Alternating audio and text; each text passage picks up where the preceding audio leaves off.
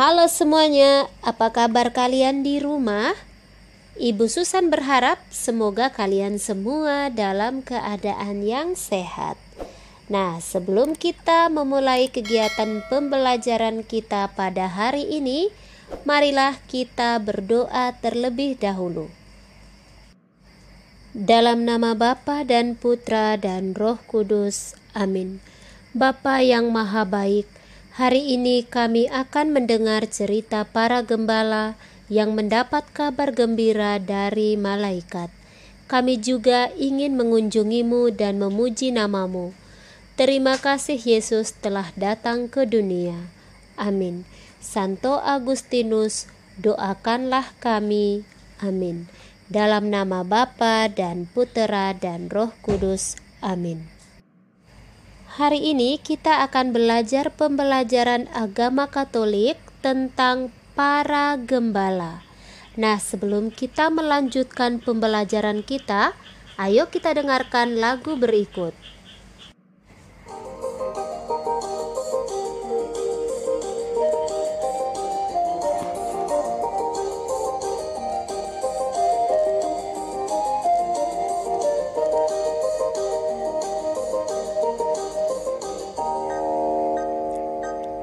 Hai, dengarkan kau gembala, kabar indah bagimu.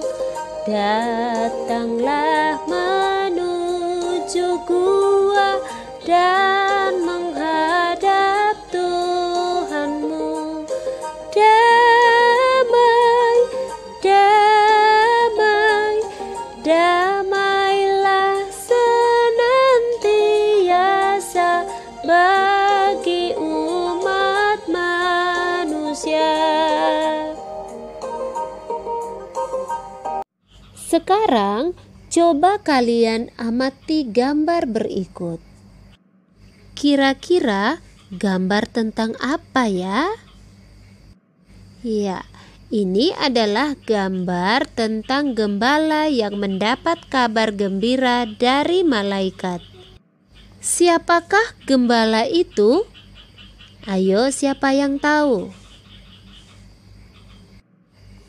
Iya, gembala adalah orang yang pekerjaannya menjaga kambing dan domba. Lalu, apa pekerjaan para gembala itu? Tepat sekali, pekerjaan mereka adalah menjaga kambing dan domba. Di manakah biasanya para gembala berkumpul? Apakah ada yang tahu? Iya, mereka sering berada di padang rumput sambil mengembalakan kambing dan dombanya. Para gembala itu merupakan kelompok orang yang sederhana dan miskin. Dalam lagu yang dinyanyikan tadi, menceritakan betapa gembiranya para gembala yang mendapat kabar dari malaikat. Mereka menuju gua untuk menghadap bayi Yesus yang telah lahir. Kelahiran Yesus membawa damai bagi umat manusia. Marilah kita mendengarkan kisah para gembala yang mendapat kabar gembira dari malaikat. Para gembala mendapat kabar gembira dari malaikat. Tidak jauh dari gua kandang hewan itu, para gembala sedang menjaga kawanan domba mereka. Tiba-tiba datanglah malaikat berdiri di dekat mereka, dan sinar terang meliputi mereka, sehingga mereka ketakutan. Lalu malaikat itu berkata, "Jangan takut, sebab sesungguhnya aku memberikan kepadamu kesukaan besar untuk seluruh bangsa. Hari ini telah lahir bagimu Juru Selamat, yaitu Kristus Tuhan di kota Daud. Dan inilah tandanya bagimu. Kamu akan menjumpai seorang bayi dibungkus dengan kain lampin dan terbaring di dalam palungan.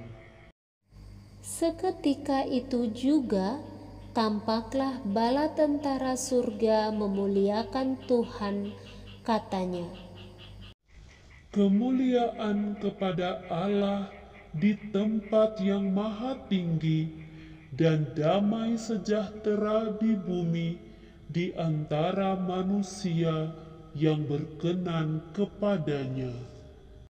Setelah itu, para malaikat meninggalkan mereka dan kembali ke surga. Gembala-gembala itu berkata seorang kepada yang lain, Marilah kita pergi ke Betlehem untuk melihat apa yang terjadi di sana, seperti yang diberitahukan Tuhan kepada kita. Lalu mereka cepat-cepat berangkat dan menjumpai Maria dan Yusuf dan bayi itu yang sedang terbaring di dalam palungan. Dan ketika mereka melihatnya, mereka memberitahukan kepada semua orang apa yang telah dikatakan mereka tentang anak itu. Semua orang yang mendengarkannya heran tentang apa yang dikatakan para gembala itu kepada mereka. Tetapi Maria menyimpan segala perkara itu di dalam hatinya dan merenungkannya.